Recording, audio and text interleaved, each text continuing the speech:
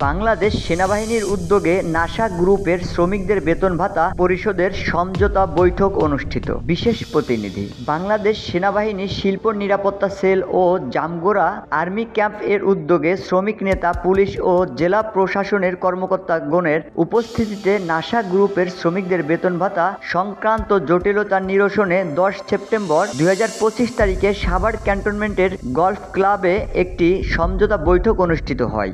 NASA গ্রুপের পক্ষ থেকে ভাইস চেয়ারম্যান জনাব সাইফুল ইসলাম খন্দকার সহ অন্যান্য গুরুত্বপূর্ণ কর্মকর্তাকে উক্ত সভায় ডাকা হয়। বৈঠকটি দুপুর 3টা থেকে রাত 9টা পর্যন্ত প্রায় 6 ঘন্টা ব্যাপী চলে। 6 ঘন্টা ব্যাপী বৈঠক শেষে এই সিদ্ধান্তসমূহ গৃহীত হয় বলে জানা যায়।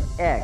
নাসা গ্রুপের ঢাকার কিছু সম্পদ প্রায় 3 কোটি টাকার 19 সেপ্টেম্বর 2025 তারিখের মধ্যে বিক্রি করা হবে। 2.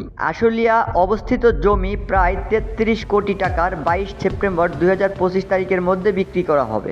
3. গুলশান 2-এ অবস্থিত 2 বিঘা জমি প্রায় 400 কোটি টাকার 25 সেপ্টেম্বর 2025 তারিখের মধ্যে বিক্রি করা হবে। 4. উপরোক্ত বিক্রয় থেকে প্রাপ্ত অর্থ দিয়ে আগস্ট ও সেপ্টেম্বর মাসের শ্রমিকদের বকেয়া বেতন পরিশোধ করা হবে। বাংলাদেশ সেনাবাহিনী এবং সংশ্লিষ্ট সরকারি সংস্থাগুলোর সমন্বিত প্রচেষ্টায় এই সমঝোতা বৈঠক অনুষ্ঠিত হয়।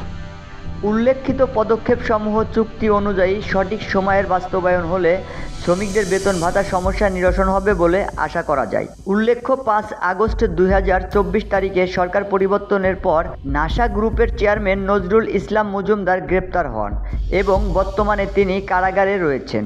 তার বিরুদ্ধে অর্থ পাচার সহ একাধিক মামলা রয়েছে এবং তার নেতৃত্বাধীন প্রতিষ্ঠানের ঋণ খেলাপির কারণে এলসি বন্ধ রয়েছে। এই পরিস্থিতিতে প্রতি মাসে শ্রমিকদের বেতন ভাতা পরিশোধে জটিলতা সৃষ্টি হয়। গত মাসে শ্রমিক বিক্ষোভ উত্তাল আকার ধারণ করে এবং জামগোরা আর্মি ক্যাম্পের আন্তরিক প্রচেষ্টা ও ইন্ডাস্ট্রিয়াল পুলিশের হস্তক্ষেপে নাসা কর্তৃপক্ষ শ্রমিকদের বকেয়া বেতন পরিশোধের মাধ্যমে মীমাংসা করে।